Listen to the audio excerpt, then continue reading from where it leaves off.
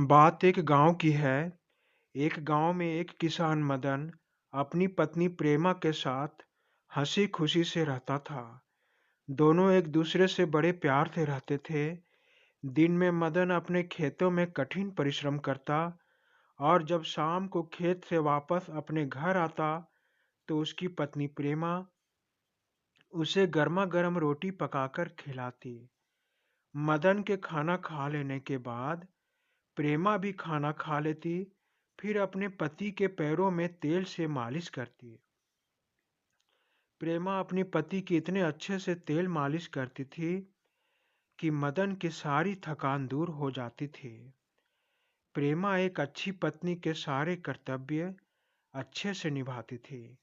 वह जानती थी कि एक पति को भोजन, इज्जत और शारीरिक सुख भी चाहिए और यही अपने दाम्पत्य जीवन को सुखी रखने का सबसे अच्छा तरीका है।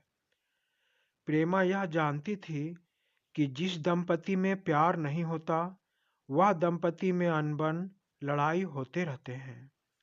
और प्रेमा कभी भी अपने पति से अनबन या झगड़ा नहीं करती थी।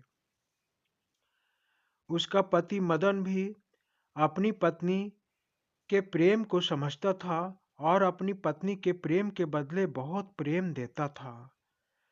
अपने पति को शारीरिक सुख देने के लिए प्रेमा अपने शयन कक्ष के रोशनी देने वाले लालटेन को धीमा कर देती, फिर अपने पति के बगल में लेटकर अपने पैरों से पति के पैरों में घर्षण करती और अपने हाथ पति के छाती पर फेरती। थोड़ी ही देर में उसके पति के शरीर का रोम रोम पुलकित हो जाता। वह थके होने के बावजूद भी अपनी पत्नी के इस अनुरोध को अस्वीकार नहीं कर पाता, क्योंकि वह जानता था कि एक सफल दाम्पत्य जीवन पति पत्नी के बीच का शारीरिक सुख होता है। वह जानता था कि एक पुरुष या स्त्री को पेट भरने के लिए खाने के अलावे शारीरिक सुख भी चाहिए और विधाता ने इस शारीरिक सुख का अधिकारी हर पति पत्नी को दिया है, चाहे वह दंपति गरीब ही क्यों न हो। ऐसा सोच रखने वाला मदन अपनी पत्नी के प्रेम प्रस्ताव को स्वीकार करके अपनी पत्नी का साथ देते हुए उसके पैरों पर अपने पैरों से घर्षण करता। थोड़ी ही देर में दोनों उत्तेजित हो जाते। फिर एक दूसरे को चुंबन देने का सिलसिला शुरू हो जाता। दोनों पति पत्नी काम में पिघल जाने के लिए और एक दूसरे में समा जाने के लिए बेताब हो जाते। फिर दोनों पति पत्नी एक दूसरे के वस्त्र को उतारकर एक दूसरे में ऐसे समा जाते कि उन दोनों के बीच हवा समाने की जगह भी नहीं बचती। कुछ ही पल में यह ना बुझने वाला तूफान एक दूसरे के तृप्ति के साथ शांत हो जाता। दोनों पति पत्नी एक दूसरे को शारीरिक सुख देकर अपना अपना फर्ज निभाते और खुशी खुशी अपना दाम्पत्य जीवन बिताते।